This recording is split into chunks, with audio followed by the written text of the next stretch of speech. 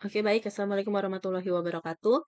Hari ini kita akan belajar tentang regresi logistik.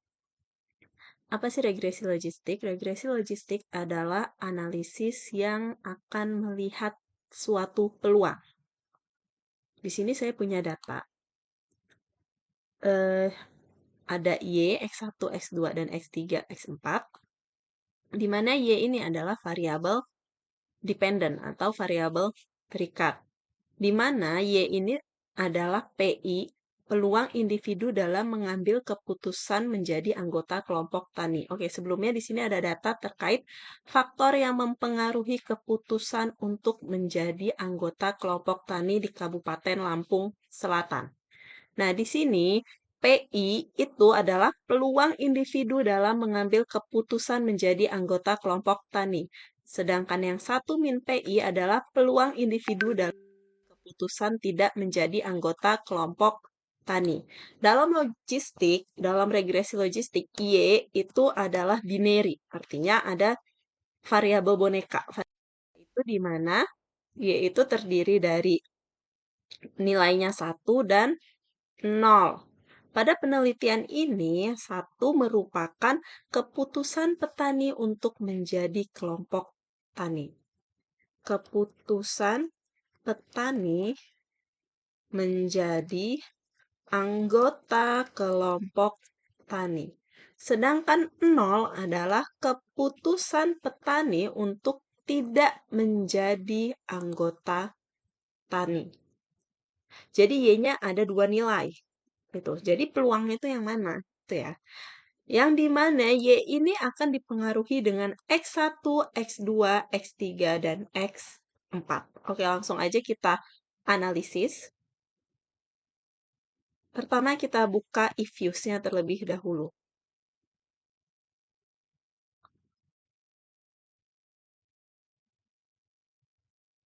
Cara analisisnya yang pertama yaitu file. Di sini kita rubah menjadi unstructured. Observasinya ada 60. Observasi adalah jumlah sampel. Kemudian quick, empty group. Data kita yang ini, itu kita copy saja.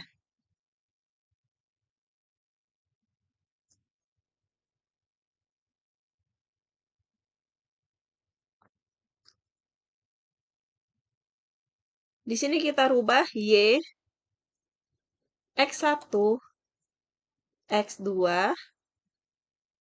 X3, dan X4. Kemudian, quick estimate equation. Di sini kita tulis Y, C, X1, X2, X3, dan X4. Di sini dirubah menjadi binary. Di sini ada pilihan probit dan logit. Untuk regresi logistik yang membedakan yaitu probit itu menggunakan fungsi normal, sedangkan logit menggunakan fungsi logistik, menggunakan fungsi ya logistik. Nah, saya akan menggunakan logit.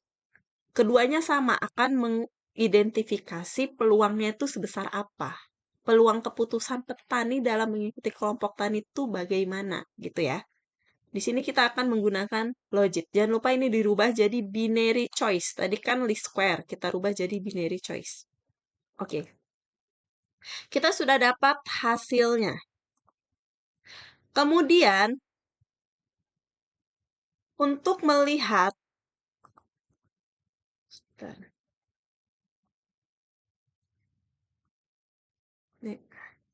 kemudian ini untuk melihat data ini sudah bagus atau belum, dalam analisis logistik itu tidak ada uji asumsi klasik, tapi kita melihat data ini sudah baik atau belum dari goodness of fit. Ini ya. Goodness of fit-nya kita klik. Oke. Terlihat bahwa HL statistik itu 4,822. Syarat dari goodness of fit ini adalah nilai probabilitas lebih dari 0, lebih dari 5%. atau 0,05. Di sini data kita yaitu 0,7. Artinya data kita sudah dapat dikatakan fit, sudah dapat dikatakan baik. Kemudian tadi hasil estimasi kita kembali ke hasil estimasi kita tadi. Estimation output-nya ini estimation output kita. Di sini kita punya data kalau di dalam logistik itu Z statistik bukan T. Kan biasanya kalau individual di dalam regresi berganda itu T, tapi di dalam logistik itu Z. Z statistik. Nah, nanti yang dilihat adalah nilai Z statistik. Dari data ini yang berpengaruh nyata yang signifikan adalah X3, di mana X3 tadi adalah luas lahan. Kemudian R square, nanti yang akan kita baca yaitu R square dan LR statistik. LR statistik kita lihat probabilitasnya. LR statistik di sini sama dengan uji F kalau dalam regresi berganda atau uji variabel secara bersama-sama. Sedangkan uji Z adalah uji variabel secara individual. Di sini nilainya yaitu 0,06, masih di bawah 10%. Artinya secara bersama-sama variabel bebas ini berpengaruh terhadap Y. Oke, kita mulai lihat saja interpretasinya. Bagaimana? Berikut interpretasi dari data yang Berikut interpretasi data yang tadi kita analisis. Di sini ada nilai Z, R square, dan LR statistik atau uji F. Uji F, uji variabel secara bersama-sama, uji variabel secara individual, dan uji R. Di sini terlihat bahwa nilai R square, ini cara bacanya ya, tolong diperhatikan nanti ketika membaca. Nilai R square sebesar 0,134854, yang artinya yaitu sebesar 13,4854% dari variasi peluang. Ingat, kalau dalam regresi logistik, kita harus menulis peluang. Kalau tidak peluang, tulis kemungkinan atau kecenderungan. Karena logistik itu melihat peluang, oke? Jadi, dari variasi peluang keputusan petani mengikuti kelompok tani di Kabupaten Lampung Selatan dapat dijelaskan oleh variabel umur, pengalaman usaha tani, luas lahan, jumlah anggota keluarga, sedangkan sisanya 86,52% dijelaskan oleh variabel lain yang tidak dimasukkan di dalam model. Paham ya? Kemudian nilai LR statistik ini sama dengan nilai uji F dalam regresi berganda. Bagaimana membacanya?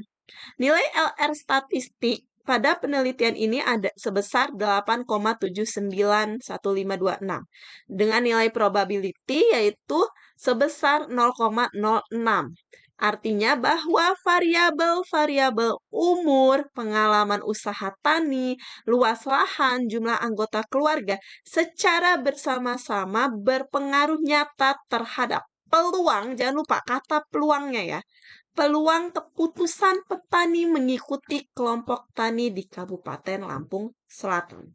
Oke, yang membedakan logistik dengan regresi berganda adalah kalau di logistik kita berbicara peluang. Artinya dalam interpretasi juga harus ada kata peluang atau kemungkinan gitu ya. Terus uji Z, dilihat di sini bahwa yang berpengaruh nyata yang nilainya di bawah 10% itu adalah X3. Luas lahan X3 nilai koefisiennya yaitu 2,972856. Nah, yang membedakan lagi dengan regresi logistik dengan regresi berganda adalah kita harus mencari odd ratio-nya. Oke, di sini odd ratio-nya adalah 19,54767.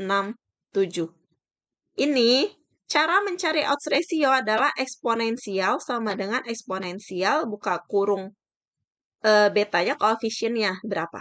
Kita coba cari di sini. Saya coba tulis di sini. Ini adalah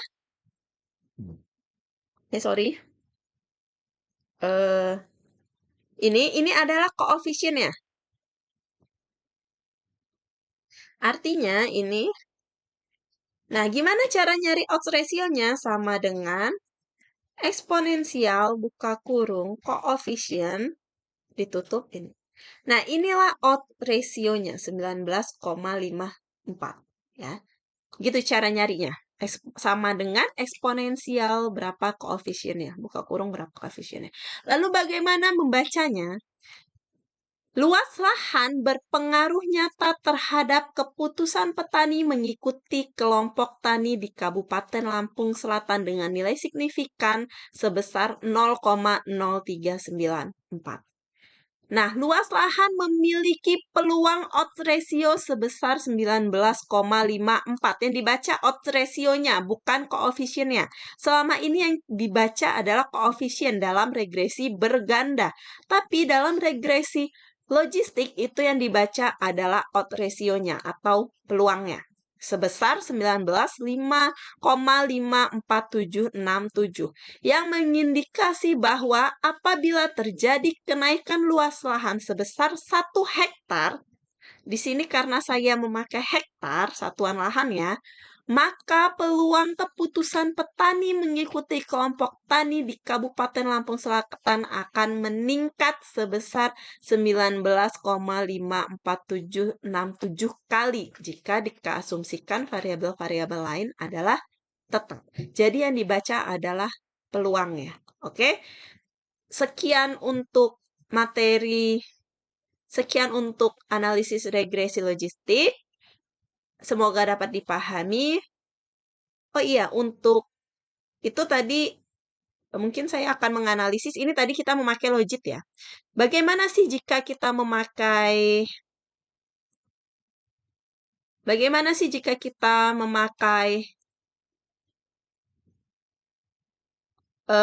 analisisnya bukan logit tak, namun probit? Sama aja sebenarnya. 4. Nah, di sini probit kita pilih ya. Kalau probit itu fungsi normal. Kalau ini fungsi logistik ya. Sama-sama melihat peluang. Nah, sama saja kan? Yang dilihat MC Fadden R square, LR statistik, dan probabilitas LR statistik. Secara keseluruhan sama. Di sini view, kita lihat goodness. Goodness-nya pun di sini di atas 0,05, di atas 5%. Artinya udah fit. Cara membacanya sama saja seperti tadi. Jika logit, pada intinya adalah logit dan probit itu sama. Hanya yang probit fungsi normal, yang logit fungsi logistik. Oke, sekian untuk materi hari ini. Terima kasih. Wassalamualaikum warahmatullahi wabarakatuh.